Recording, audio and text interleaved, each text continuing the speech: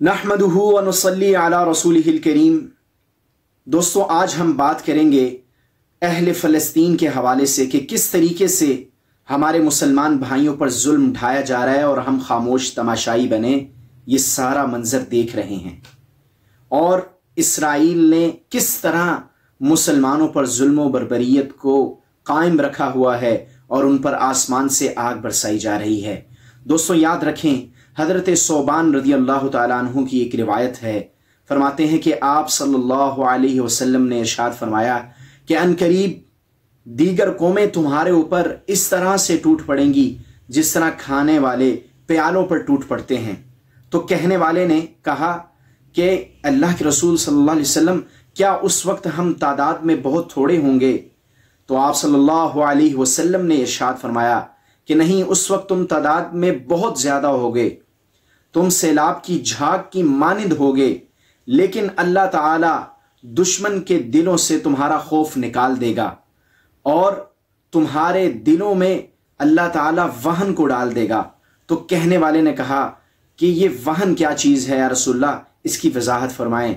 तो आप सल्लल्लाहु अलैहि वसल्लम ने इरशाद फरमाया कि अल्लाह तुम्हारे दिलों में दुनिया की मोहब्बत को डाल देगा और मौत से जो है वो नफरत तुम्हारे दिल में पैदा कर देगा।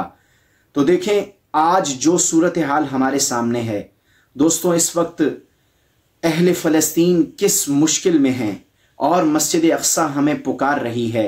वो मुसलमानों को पुकार पुकार के कह रही है कि ए गयूर मुसलमानों, ए सुल्तान सलाहुद्दीन अय्यूबी के जानिसारों, तुम कहाँ खो गए?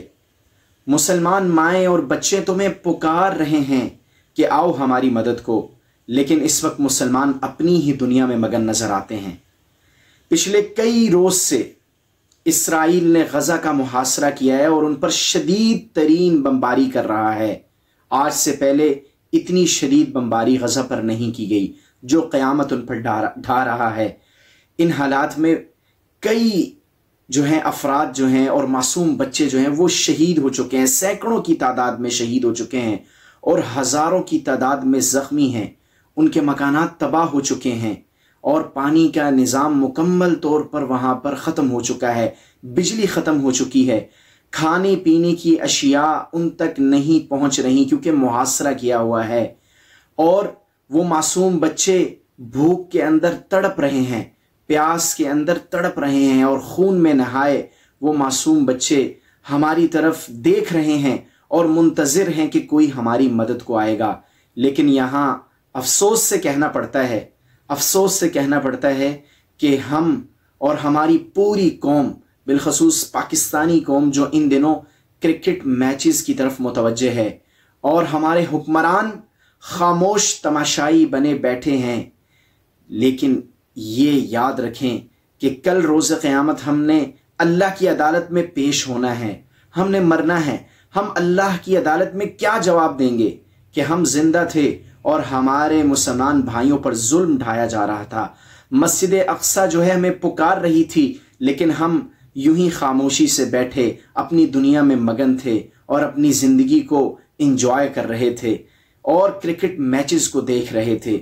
हमारे हुक्मरान खामोश तमाशाई बनकर आज भी यूं ही बैठे हैं। कितने इस्लामी ममालिक हैं, चंद ममालिक के अलावा किसी इस्लामी मुल्क की तरफ से कोई ऐसा बयान नहीं आया जो कि इसराइल को ये बतलाए कि तुमने अगर मैली निगाह से अहले फ़लस्तीन की तरफ देखा, मस्जिद अक्सा की तरफ देखा, तो हम तुम्हारी आंख को फोड़ डालेंगे।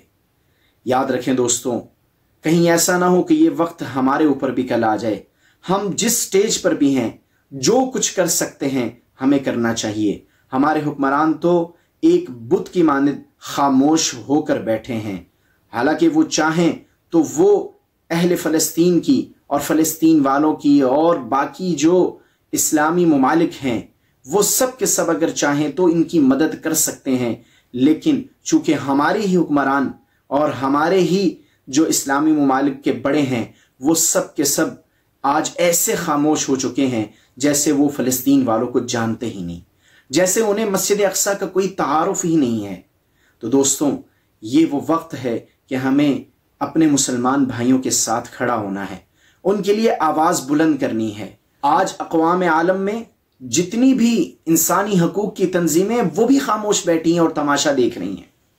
तो इन हालात में हमें चाहिए कि हम अपने मुसलमान भाइयों के लिए दुआ करें। और आप जानते हैं कि उम्मत मुस्लिमा पर जब भी कोई मुश्किल वक्त आया है और जब कोई बीमारी फैली है, जैसे ताउन की वबा का फैलना, या दुश्मन जो है वो हमला कर दे, कुफार की तरफ से कोई हमला हो जाए, तो इन हालात में नबी करीम सल्लल्लाहु अलैहि वसल्लम की तरफ से एक ख़ास सुन्नत का अमल जो है वो हमें मिलता है, और वो है क़ुनूत नाज़िला का अमल। क़ुनूत नाज़िला को पढ़ा जाए। अल्लाह के नबी सल्लल्लाहु अलैहि वसल्लम ने, हज़रत अनस रज़ियल्लाहु अन्हु से रिवायत है कि आप सल्लल्लाहु अलैहि वसल्लम ने 1 महीने तक फजर की नमाज में रकू के बाद क़ुनूत नाज़िला का एहतमाम किया, और आपने राल, ज़कवान और असिया नामी दुश्मन कबाइल जो कि अल्लाह और उसके रसूल की नाफरमानी करते थे, उनके लिए बद्दुआ की। तो हम इतना तो कर सकते हैं कि हम अपने मुसलमान भाइयों के लिए दुआ करें, उनके लिए क़ुनूत नाज़िला का एहतमाम करें। और इसके साथ साथ मैं एक वीडियो देख रहा था, मौलाना सज्जाद नौमानी साहब, वो फरमाते हैं कि एक बहुत बड़े बुजुर्ग हैं, उन्होंने ये अमल बताया है कि अहले फ़लस्तीन के लिए, अर्ज़ मुक़द्दस की हिफाजत के लिए और वहाँ मुजाहिदीन जो लड़ रहे हैं उनकी हिफाजत और मदद और नुसरत के लिए एक अमल वो बतला रहे थे। वो ये अमल है कि हम में से हर शख्स फजर की नमाज के बाद सूरह मुज़म्मिल की 3 मरतबा तिलावत करे, और उसके बाद अल्लाह की रूबरू गिड़गिड़ा कर दुआ करे कि अल्लाह हमारे मुसलमान भाइयों की हिफाजत फरमा, वहाँ पर मौजूद जो हमारी मुसलमान बहनें हैं और जो मासूम बच्चे हैं उनकी हिफाजत फरमा। तो हमें इस वक्त इन चीज़ों की तरफ मुतवज्जे होने की ज़रूरत है, ना कि हम क्रिकेट मैचेस की तरफ मुतवज्जे हों। और जहाँ तक मुमकिन हो सके हम अपने मुसलमान भाइयों की मदद करें, चाहे वो माली मदद है और चाहे वो दुआ के ज़रिए से है। हर हालत में हमें उनके लिए दुआ को रहना चाहिए, ताकि कल रोज़े क़यामत अल्लाह की अदालत में हम शर्मिंदा ना हों और अल्लाह ताला हमें मुजरिमीन की सफ़ में ना कहीं खड़ा कर दे। अल्लाह ताला से दुआ है कि अल्लाह ताला अहले फ़लस्तीन की और मुक़द्दस की हिफाजत फरमाए और मस्जिद अक़सा की हिफाजत फरमाए। मिलते हैं एक नई वीडियो के साथ। अल्लाह हाफ़िज़।